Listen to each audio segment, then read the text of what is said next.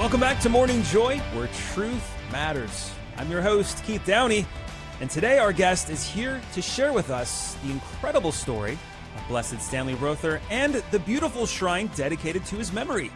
Andrew Darling is the communications director of the Blessed Stanley Rother Shrine in Oklahoma. The shrine stands as a beacon of faith and a testament to his life and legacy. He is the first-born, U.S.-born priest to be beatified and a true martyr for the faith. And we're very excited to learn more about the shrine, its impact on the community, and of course, how we can all draw inspiration from Blessed Stanley's life. Good morning and welcome to the show, Andrew. Thank you so much, Keith. I'm so excited to be here. Yeah, thanks again for joining us. And for those who are tuning in who might not be familiar with Blessed Stanley, can you give us just a quick and brief overview of his life and his path towards beatification? Absolutely. So Stanley Rother was a farm boy born in Okarche, Oklahoma, just a very small town northwest of here in Oklahoma City. And he grew up on a farm. He was one of 4 siblings. He had a very normal childhood, but he felt a calling to the priesthood, which he pursued in the seminary. And despite his struggles with academics, with Latin especially, because of which he actually took some time out of the seminary.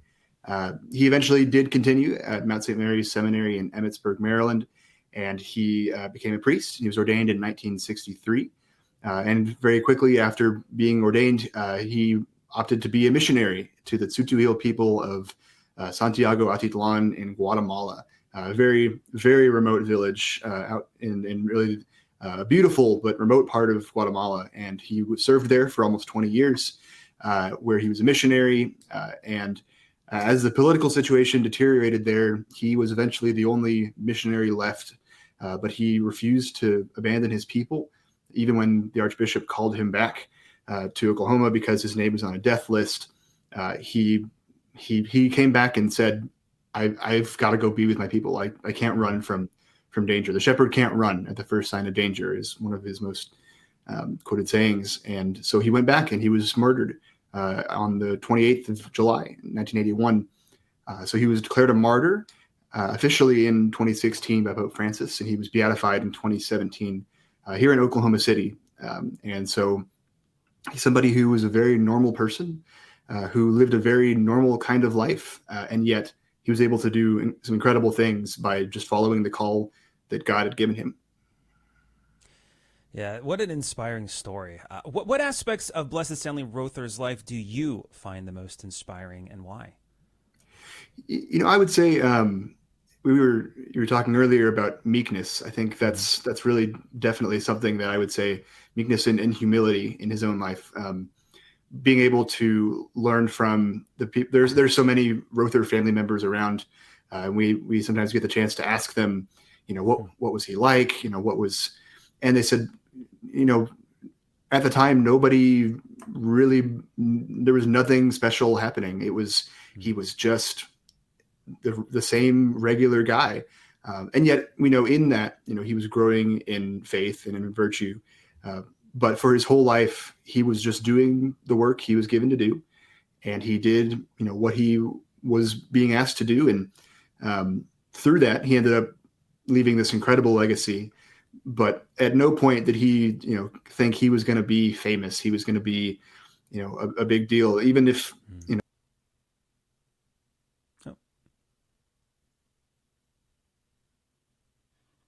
I think we lost audio for just a second. Let's check in real quick with Andrew, just explaining his kind of why there's so many inspirational stories of Stanley through his family. So can you still hear us there, Andrew? Yes, I can. Sorry about that. No worries. Continue.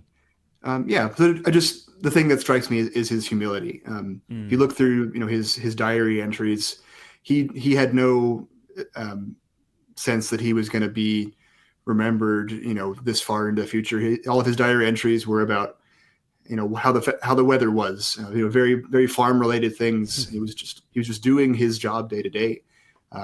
And through that, he became an incredible person who, though he struggled with Latin, he learned Tzutuhil, which is a native Mayan dialect that hadn't even been written yet. Wow. So it was by being being small, as Saint Therese would say, being little, and just doing each of those things, he was able to become the great blessed that we know him to be today. That's so cool. You're listening to Morning Joy, where truth matters. I'm Keith Downey, your host, and we're talking to the communications director of the Blessed Stanley Rother Shrine. Got a lot of comments coming in on social media, one specifically on our YouTube from Abigail. She made the pilgrimage to the Blessed Stanley Rother Shrine in June, says it was amazing. And to note on that, Andrew, what's kind of the significance of the shrine there in Oklahoma? Absolutely. So the shrine, we've only been open for about a year and a half now. Actually, just over a year and a half. We opened in February 2023, and the shrine is the tomb of Blessed Stanley Rother. He is entombed here in our chapel, but it's also a pilgrimage destination to learn not only about him and his life and legacy, and the cause for his beatification and now for sainthood, but also just as a place of pilgrimage in general for the faithful and for all people. From Oklahoma and from all around the country and all around the world. So it's a place of peace and of prayer, and it's somewhere that is a little oasis of faith here in Oklahoma City. I love it. Little oasis of faith. For us ordinary Catholics, how can we incorporate the spirit of Blessed Stanley Rother into our lives and communities? Yeah, I think kind of going back to what I had said, just doing, well, as your other segment, the next right thing. You don't have to have the entire story figured out. You don't have to have, an entire plan of, what is my legacy going to be? What is it that I'm going to, be remembered for? All of those things. You just have to say, God, what are you calling me to do next? What are you calling me to do today, right now? For Stanley Rother, that was, okay, you want me to be a farmer? You want me to go out and milk the cows again, at 5 a.m. for the 1,000th time? Fine. Or if that's today, you want me to go to seminary? Fine. You want me to go to class? You want me to go serve this community? Fine. One day at a time like that. Just listening to the little calls that God gives you. I think that being able to, get in the habit of saying yes to those and listening carefully to that is something that, Blessed Stanley absolutely did in his life, and that we can do in our lives. And we can see through doing that in the long term that some incredible things can happen. Yeah. Are there any specific prayers or devotions associated with Blessed Stanley that you would recommend to our listeners? Sure. So there are a couple of prayers. We've got especially one for his canonization, one for his intercession that have been written by the Archdiocese, and those are available on our website, along with all sorts of other resources at rothershrine.org.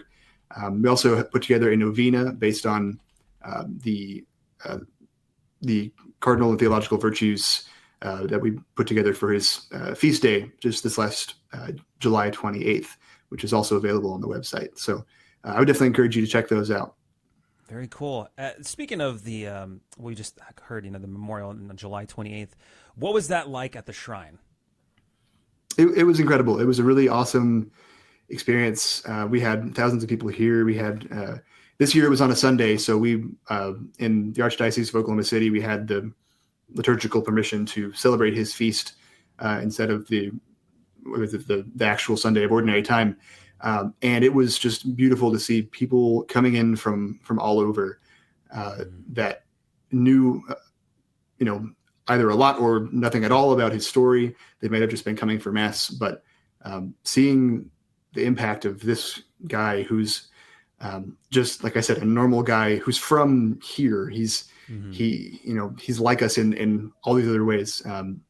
People really, I think, reacted to that story. And we were able to have all sorts of other festivities, health fair, rosary, some other things going on that day. So it was a really incredible day.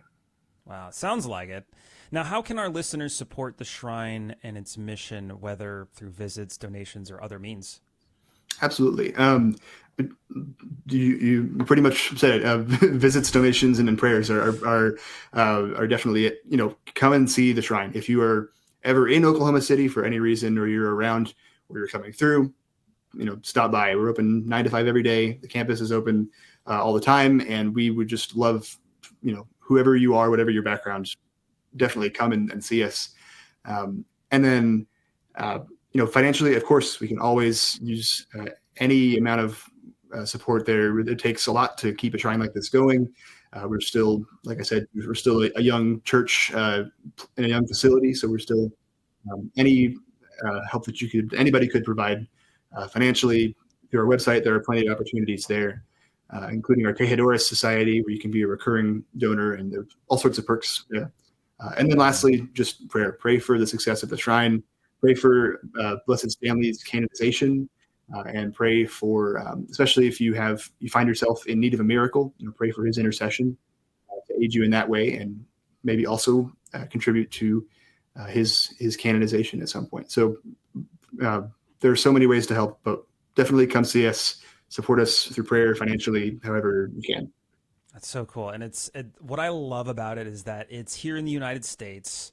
You can make a pilgrimage, and this, Blessed Stanley is so relatable to us as Americans. And I think that's something that we really can draw towards, because, we have great saints out there, obviously, but relatable to our own time frame. That's something entirely different, and it's amazing. So thank you so much, Andrew, for joining us this morning on Morning Joy. We can find more information about Blessed Stanley and the shrine at rothershrine.org. And that is it for Morning Joy, where truth matters here on this Thursday morning. Now, there's always those two things. You're going to stay for the Holy Mass. Please pray for all of us, and we'll continue to pray for you, of course. But we're going to go ahead and transition on over to our after-show clubhouse. It's a way for us to get to know all of you, the listeners, just a little bit better, interact with you, and continue the conversation, debrief from the show, and just have a good time in general. So make sure to search Morning Joy Radio on YouTube or any of the social medias, and we'll see you there. Otherwise, God bless. Make it a joyful day, and we'll see you bright and early tomorrow morning on Morning Joy, where truth matters.